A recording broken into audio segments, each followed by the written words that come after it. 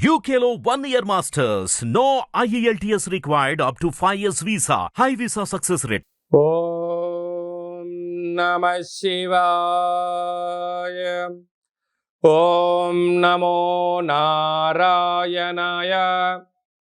నరదృష్టి కర్మ నివారణ సంచిత కర్మ ప్రారబ్ధ కర్మ ఆగమిక కర్మ నివారణ సకల దోష దగ్ధ తులాభార కాళభైరవాయ నమో నమః.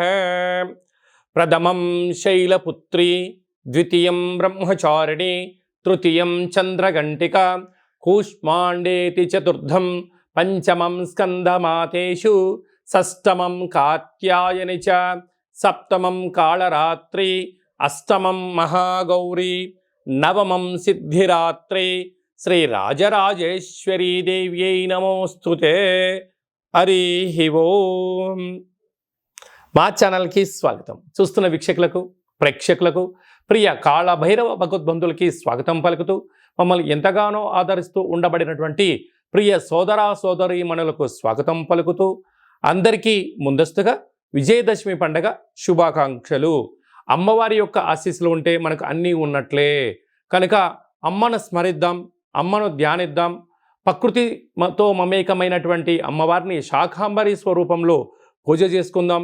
జీవనాన్ని అద్భుతమైన ఆనందకరమైన జీవితానికి స్వాగతం పలుకుదాం.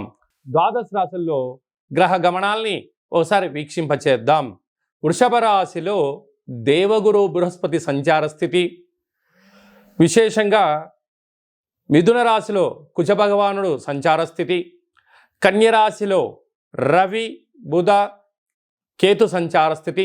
3 గ్రహాలు కలిపి బుధాదిత్య రాజయోగం చేత కన్యరాశిలో సంచార స్థితి, తులారాశిలో శుక్ర భగవానుడు స్వక్షేత్ర సంచార స్థితి, కుంభరాశిలో శని భగవానుడు స్వక్షేత్ర తిరోగమన సంచార స్థితి, మీనరాశిలో రాహు సంచార స్థితితో ద్వాదశ రాశుల్లో గ్రహ గమనాలు ఈ విధంగా ఉన్నాయి.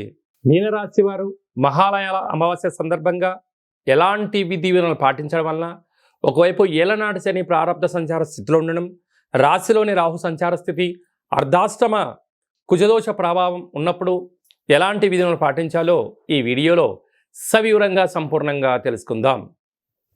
మీనరాశిలో ఏ నక్షత్రాలు వస్తాయనగా, పూర్వాభాద్ర నక్షత్రంలోని చివరి పాదమైన 4వ పాదము, ఉత్తరాభాద్ర నక్షత్రంలోని 4 పాదాలు, రేవతి నక్షత్రంలోని 4 పాదాలు కలిపితే మీనరాశి అవ్వడం జరుగుతుంది. చాలామందికి పుట్టినటువంటి కాల సమయంలో డేటా బర్త్లో లేనటువంటి వారందరికీ కూడా పేరు యొక్క మొదటి అక్షరాన్ని అనుసరిస్తూ ఆ రాశిని తెలుసుకునే ప్రయత్నం చేద్దాం. ది, దుమ్, షం, ఝా, ధా, దే, దో, చా, చి అక్షరాల వారందరూ కూడా మీనరాశి జాతకులే. మీనరాశి యొక్క అధిపతి దేవగురు బృహస్పతి కనుక మీనరాశి వారు గతించినటువంటి పెద్దవారందరికీ కూడా మీ యొక్క సాంప్రదాయాలకు అనుకూలంగా కార్యక్రమాలు ఆచరింపచేసుకొని నల్లటి నూలు దర్భను వదిలేసి శనగపప్పుతో కూడుకున్న పదార్థాన్ని, అంటే భక్ష్యాలు కానీ, పులిహోర లాంటివి కానీ, చక్కెర పొంగల్ లాంటివి కానీ యథాశక్తిగా చేసి బ్రాహ్మణుడికి దానం ఇవ్వడం, అలాగనే గోమాతకు శనగపప్పుతో కూడుకున్న ఆహారం ఏర్పాటు చేయడం, ప్రవహించే నీటిలో ఈ శనగపప్పును వేయడం, పక్షులకు దానం చేయడం వలన, శునక మహారాజులు స్వీకరించడం వలన, కాకిరాజవారు స్వీకరించడం వలన, వారి యొక్క ఆత్మ రూపంలో స్వీకరించడం వలన గ్రహదోషాలు తొలగిపోయి గతించిన వారి యొక్క ఆత్మ తృప్తి చెంది వంశాభివృద్ధి కలగడం, ధనకనక వస్తు వాహనాలు మీ సొంతమవడం, ఏ పనులైతే చేయాలనుకుంటున్నామో వాటన్నిటిలో ఉన్న పనులు ఆటంకాలు వాటంతటికి అవే తొలగిపోయి అద్భుతమైన జీవితం మీనరాశి వారి సొంతం అవుతుందని చెప్పి గమనించగలగాలి. అదే కాకుండా రాశిలోనే రాహు, తృతీయంలో గురువు, అర్ధాష్టమ కుజుడు, సప్తమంలో రవి బుధ కేతు సంచార స్థితి, అష్టమంలో శుక్రుడు, వ్యయంలో శని భగవానుడు. అంటే వీలైనంత వరకు ఎక్కువ గ్రహాలు కూడా అనుకూలించే పరిస్థితి లేవు. మీ జన్మ నక్షత్రం రోజున పూర్ణిమ, అష్టమి, అమావాస్య తిథుల యందున దూర వాయు జల ప్రయాణాలు పెట్టుకోవద్దు. వీలైనంత వరకు గొడవలకు దూరంగా ఉండండి, మౌనంగా ఉండే ప్రయత్నం చేయండి. ఏదైనా ఒక పని చేసేటప్పుడు దీని ఎంతవరకు దీని యొక్క ప్రయాణం అవుతుంది, సుదీర్ఘమైన ప్రయాణాలకు దీర్ఘకాలిక ప్రణాళికలతో మీరు ముందుకు వెళ్ళగలిగితే తాత్కాలికమైనటువంటి ఏదైతే ఇబ్బందులు ఉన్నాయో వాటిని అధిగమించే పరిస్థితి చాలా అధికంగా ఉంటుంది. లేదు తాత్కాలికమైనటువంటి వాటికి అలవాటు పడ్డారా జీవితం అంతా అతుకుల బొంతే అని చెప్పి గమనించగలగాలి. కనుక ఏదైనా పని చేసేటప్పుడు ఎందుకనక గ్రహాలు రాశిలోనే రాహు, తృతీయంలో గురువు, అటు కుజుడు, సప్తమము, అష్టమం, వ్యయము అనేక రకాల గ్రహాలు అనుకూలించలేని పరిస్థితుల్లో ఉన్నాయి. చెయ్యని కారణాల చేత మనోవేదన అనేక రకాలుగా ఇబ్బందికి గురవుతున్నాయి. కనుక ఇలాంటి కాల సమయంలో బ్రాహ్మణుడు, గోమాత, పక్షిరాజ, సునకపురాజ పితృదేవతల యొక్క ఆశీస్సులు పొందగలిగి మౌనం, ధ్యానం, ఏకాగ్రత, ఆరోగ్యాన్ని కాపాడుకోగలిగితే రాబోయే కాల మంచి భవిష్యత్తు. లేకపోతే మోకాళ్ళు, అరికాళ్ళు, అరచేతుల్లో మంటలు, అనేక రకాల నరాల బలహీనత, శిరోభారము అంటే లివర్కు, కిడ్నీకి సంబంధించిన వ్యాధులు పొంచి ఉన్నాయి. తస్మాత్ జాగ్రత్త. కనుక వీలైనంత వరకు దాన ధర్మాలతో, ఆధ్యాత్మిక చింతనతో నిత్య సూర్య నమస్కారము మీకు అదృష్టాన్ని, ఆనందాన్ని, ఆరోగ్యాన్ని ప్రసాదించబోతుంది. కనుక సాఫ్ట్వేర్ ఉద్యోగస్తులు, హార్డ్వేర్ ఉద్యోగస్తులు, సినిమా రంగంలో ఉండబడిన వారు, యూట్యూబ్, వాట్సాప్, ఫేస్బుక్లో క్రియేటివిటీ రంగాలుగా ఉండబడిన వారు, సేవా రంగాలు, హోటల్ వ్యాపారస్తులకి మంచి కాలం ఉంది. కాకపోతే శుచి, శుభ్రత, సమయం, నిబద్ధత ఉండబడిన వారు మాత్రమే మీనరాశి వారు సొంతమవుతారు అని చెప్పి గమనించాలి. అక్టోబర్ మాసంలో ముఖ్యమైనటువంటి పండుగల గురించి క్లుప్తంగా, సవివరంగా, సంపూర్ణంగా తెలుసుకుందాం. 2వ తారీఖు 10వ నెల 2024 భాద్రపద మాస కృష్ణపక్ష అమావాస్య బుధవారము.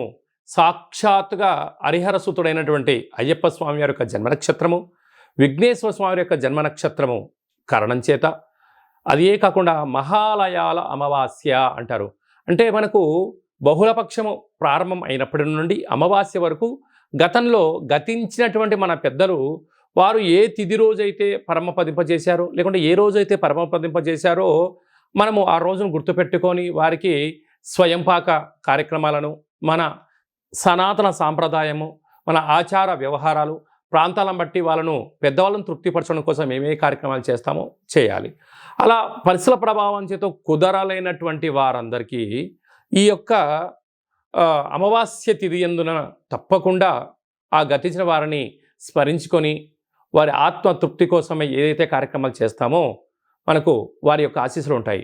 అలాగనే బ్రాహ్మణుడికి కానీ స్వయంపాకం దానం ఇవ్వడము, గోమాతకు పచ్చడి గడ్డిని, తౌడు లాంటివి ఏర్పాటు చేయడము, పక్షులకు అనగా కాకులకు ప్రత్యేకంగా అన్నం వండి వాళ్ళ పేరు మీద ఏర్పాటు చేయడము, బీదలకు ఆహారాన్ని ఏర్పాటు చేయడము, సునకపు మహారాజులకు అనగా కుక్కలకు దానం చేయడం వలన గతించిన వారు ఆ రూపంలో వచ్చి వారు స్వీకరించి మనల్ని ఆశీర్వదించి వెళ్తారు అనేటువంటిది సనాతన ధర్మం చెప్తుంది. కనుక మనం అందరము కూడా గతించిన వారిని స్మరిద్దాం, వారి యొక్క ఆశీస్సులు పొందుదాం. అలా కుదరలేదు అనుకుంటున్న వారందరూ ఈ కింది నెంబర్ సంప్రదించినట్లయితే మీ యొక్క పెద్దవారి యొక్క గోత్రనామాలను పంపించినట్లయితే మన యొక్క కాళభైరవ స్వామి యొక్క దేవాలయంలో ఏర్పాటు చేయడం జరుగుతుంది. కనుక ఈ కార్యక్రమం అంతా కూడా మీకు వాట్సాప్ కాల్, వీడియో కాల్ ద్వారా చూపించడం జరుగుతుందని చెప్పి గమనించగలగాలి.